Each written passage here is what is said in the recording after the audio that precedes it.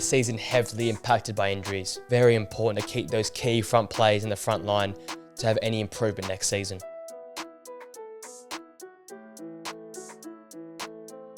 Ladies and gents, welcome back to the Players Zone YouTube channel and welcome to our Newcastle United season recap for season 23-24. An interesting season in many regards. Expectations were raised, yet Newcastle sort of halted and stayed at a very stable spot, similar to the last year. Not quite top four at Champions League, but still got European football, despite some injuries, especially down at back there, and in midfield, missing some key players this season. So all in all, a respectable year. I think Newcastle fans will want to come back and bounce back next season, back into the top four, especially with Villa now breaking in. They can definitely compete with them to try and break back into that top four there. When you think about some of the moments of the season, there were some key moments in time. They thought Newcastle could roll on, but they never quite got that momentum and got that good vibes at the club, especially at home. They didn't make that home ground a fortress like we're used to them seeing in the seasons prior. But a big chance to rebuild now, reset the batteries. You've had a year now to experience what it's like in the Champions League and the Premier League. Now next season with Conference League football, hopefully building a deeper squad and hopefully avoiding some injury, you can go and bounce back and play that attacking, aggressive, high-pace style of football that's so nice to watch and go back to dominating home games as well. With that all being said, their season wasn't that bad in the end. 18 wins, 6 draws and 14 losses, despite looking very ropey at times, sitting sort of 8th, 9th and 10th during periods of the season. They ended up in 7th place, so held quite well. Ended up fending off Manchester United for that last European spot, being in the Conference League. Looking at their best signing this season, it has to be Harvey Barnes. £39 million signing. Only made the 7 starts, but had the 5 goals and the 3 assists, a lot of them coming off the bench. Again, very hard to break in this side with what Anthony Gordon's doing on the left-hand side there. But whenever he came from the bench, he changed the game with his pace. And another one that has great direct running. Probably not as good setting up as Anthony Gordon can be, but Harvey Barnes is very dangerous himself in terms of scoring goals for himself. And I feel like next season they'll probably have to try and find a way to implement him more often than not, because I'd love to see what it'd be like with Anthony Gordon, Harvey Barnes and Alexander Isak all going at once. Someone's obviously going to have to sacrifice their style of football to play on the opposite flank on the right there, or they have to go and sign an out-and-out right winger. But it'll be very interesting to see how that all works out, because Harvey Barnes has been very talented from this season, and whenever they've required him to stand up and do a job, he's done that. And I think despite some injuries and some inconsistencies, he's had a really quite solid season and probably not stood out as much as he would in the Leicester side because of the quality that's in the Newcastle side there as well. So I think another season under his belt, another pre-season with this side, and he could become a key factor for Newcastle going forward, especially with squad rotation and potentially starting alongside Gordon and Isak up top there. Definitely a great value for money signing. A player that wasn't a great value for money signing was Sandro Tonali. £55 million signing. Only made the 12 appearances. Obviously know what's going on with those court cases and the betting scandals, and we're hearing it could be even further out of the side. And considering the reason why AC sold him, I think Newcastle done a little bit more research into why it was going on, because they obviously had an inkling about what was going on with the betting there, and they just bought him knowing that, I'm assuming. And that's quite poor from the club and quite a poor choice in the end. And you saw what happened early in the season when he was in that midfield alongside Bruno Guimaraes and also Joe Linton. You're looking at one of the strongest, robust and dangerous midfields in the Premier League.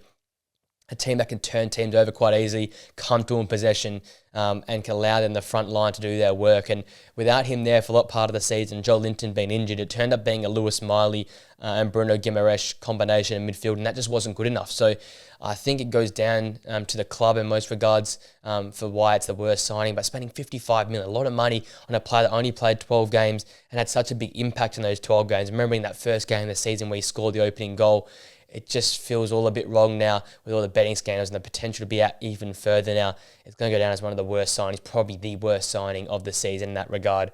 Because as we always say, your best ability is your availability, and him not being available due to that is really hurting this Newcastle side and their momentum. Had a good bit of momentum to start the season off, and that all sort of fell away once Tonali was banned. Coming to the moment of the season, I'm going to take you back to the first game of the season. And it was that 5-1 win over Aston Villa. Sandro Tonali on the score sheet, Anthony Gordon getting on the score sheet as well. And Newcastle just looking at their dangerous best. You know, Aston Villa were good for the first 30 to 35 minutes. Obviously, their captain goes down, Mings, with an awful knee injury. But then after that point in time, they were firing. Newcastle looked at their dynamic best. As I said, that midfield was dominating. I saw Aston Villa's midfield was one of the most consistent this season. But that first game of the season, Newcastle's midfield ran rings around them. They were solid at the back. There was no mistakes, no like Trippier or Dan Burn. And it looked like a really nice combination at the back. The trusty back four from last season. Back four we barely seen play together or play quality together this season at all. So it was a really good time for Newcastle fans. Goals flying in galore. Great moments, great scenes. There's limbs. It just felt like the Newcastle of that sort of 22-23 season, which you didn't quite see at home a lot in this season during 23 and 24. But a great way to start the season. It didn't quite pan out as they probably would have hoped, those Newcastle fans, however.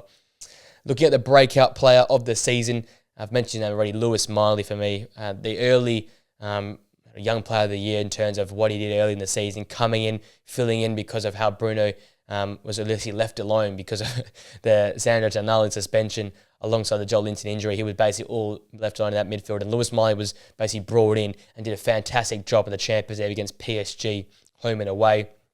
Contributed versus Borussia Dortmund, was fantastic in the Premier League in terms of dealing with the pressure, dealing with the pace of the game, being elevated from an under-18s level all the way to the first team. Says a lot. He had the 1 goal and the 3 assists in his 17 Premier League appearances. He also ended up going down with an injury, which is quite ironic considering how he came into the side, but really showed himself as a very capable footballer, probably someone that won't be straight in the side again next season if everyone's available, but definitely someone that's available off the bench to maybe change a game, change the pace of a game. If you want to overload midfield areas, he's a great mind in there and a great passing array, so available to chuck him in there as well to show what he's all about in midfield.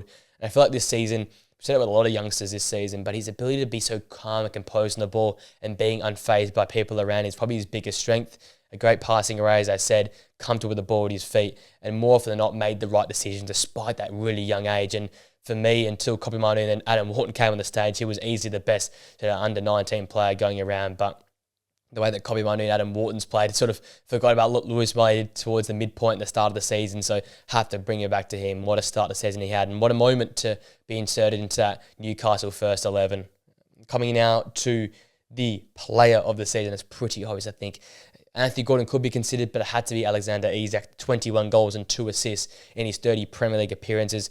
There's a reason why he's linked to Arsenal, because he's a clinical finisher. He finds the back of the net more often than not, and he's got it all. He's got that real lanky build to hold the ball up, but not too physical, because he's got that pace of spinning behind and use that to change of pace, drop of the shoulder, get in behind backlines. And as I said, when him and Anthony Gordon are working that telepathic link like they have a lot this season, there's not many teams that can stop these two. He's a very dangerous finisher, uses that height well to head the ball home as well, solid from the penalty spot as well, and just seemed to carry the side through key moments this season. As I said, a team undermanned, underperforming throughout most of the season, but him and Anthony Gordon were holding this team up, scoring big goals, keeping them in games, and making the most of a lack of real supply in a lot of games. So really showed why he's worth that big money fee to join the club, and now that he's been available for most of the season, you see what he can do. He's scoring large chunks of goals. He's important in the build-up play. And like I said, with a lot of key players in big teams, he's very key to winning. He impacts winning for the side. And if he does go next season, there's going to be a massive void, a massive hole in this Newcastle side, because he's taken up a lot of space. He's scored a lot of goals, and his importance to this team in terms of his contribution is through the roof. So you can't really replace a player like Alexander Isak, especially with his size, his mould, and the way he's so clinical in front of goal. There's not many, if anyone right now in the world of football like him. So they've got to try their best to keep a hold of him, or if not, ask massive from Arsenal. Ask at 120, 150 million pounds to try and get him out of your club, because so important to this Newcastle system and such a great season for him. 30 appearances, probably his biggest tick. Being available for 30 games in a year says a lot, especially due to his injury history. Coming to the season, priorities for next season, Firstly, the sort out Tonali situation. You've got to work out, is he staying, are you releasing him? Because you can't have this going on in the background, him being around the group yet not available. It's toxic for the environment. We're hearing news about Lucas Paquetá possibly having his career ended because of all the betting scandals he's involved in. If Tonali's going to be out for another long period of time, you might as well just cut him, release him, let another team take on that contract, because he's not going to be accepted based in the Premier League. And in the end, you got to cut your losses here. It's been a very poor transfer in terms of his lack of availability. What it does to the club, it's not good at all to have that lingering around the background. So find out what the deal is going to be with him. He's going to be available come the midpoint of next season. I think you keep him, but anything longer than that, I'm scratching him. I'm releasing him from his contract and getting that off your books and out of your club, and look to try and bring someone else in now to fill that void, because the lack of midfield depth in the season really came to show for Newcastle and was probably their main catalyst in terms of them underperforming this season. That comes to my second point. It's adding some quality at centre half as well. With Fabian Schär's injuries, we know Lascelles probably isn't at the levels. Sven Botman as well having some injury problems. I think you're going to almost buy two centre-backs, one sort of squad depth player and one top quality centre-back to jump into this side. It feels like they were very good the year before, but maybe that was just a bit of a flashpoint. You've got to find someone that's very high-level quality, that's going to be consistent, but preferably a younger player as well to build this side around. I keep touching on the Mickey van der Ven for Tottenham. That's probably one of the best deals for not much money, coming from Germany, but has that mould, a high-pace centre-back that can cover spaces, is comfortable with the ball at his feet. That's what everyone's looking for in the modern world of football. And it took to look to Germany to find that. I think Premier League teams are scared to look away at the moment to Germany and even Italy in some regards. Not many players get signed from these regions. I think you've got to look there and try and find some talent, and especially centre-back talent for Newcastle will be key because their defensive structure, organisation and quality fell away this season. And a third point is just adding depth in a lot of positions. I talk about midfield and forward line. Don't have to sign some star players. Just add some depth to add to the squad rotation and pressure on players if you're underperforming. Because as I said, this season the midfield looked hollow. It was a lot relying on Anthony Gordon and Alexander Isak up top to perform. But outside of these, sort of Bruno Guimaraes and those two up top, there wasn't much quality and wasn't much depth these. And especially because you're going back to Europe. I know it's a conference league, but you still got to have some depth there to rotate Thursday, Sunday games. You've got to try and add some more quality players, even if it is a 30 million, 40 million pound players, just to add some depth, add some quality to compete with in training. You've got to have that. It's competitive for the players. It's important for a team to grow. And it's what Newcastle need to do to take that next step to try and join the big boys, is to have that real deep squad that you can rotate week in, week out. With that being said, that brings me to my season grade now. Again, I'm not going to be too harsh on this team. I haven't been too harsh on many teams. I've gone with a C- for Newcastle. We expected a bit of a drop-off, but I think from the fans' point of view and because of the players at the club, it is a bit of a disappointment. They're not at least in the Europa League, in Conference League, and for most of the season, we're basically 8th, 9th or 10th. So not the best season, but again, chance to bounce back, get Trippier back in form, get some more fit centre-halves, maybe buy some new centre-halves, add some squad depth in midfield and forward areas, and you go again, and potentially, most importantly, keep Alexander Isak and keep this side going forward, because him and Anthony Gordon are the keys for this Newcastle side. They are the answers to so many of their questions. So you've got to keep them available, got to keep them on your side, and got to keep them fit. Let me know what you think in the comment section down below. Have I got this Newcastle breakdown right? Let me know that in the comment section. If you enjoyed the video, please smash a like on it, subscribe to the Players Zone channel, press that post notification bell so you know we upload our podcast or other videos.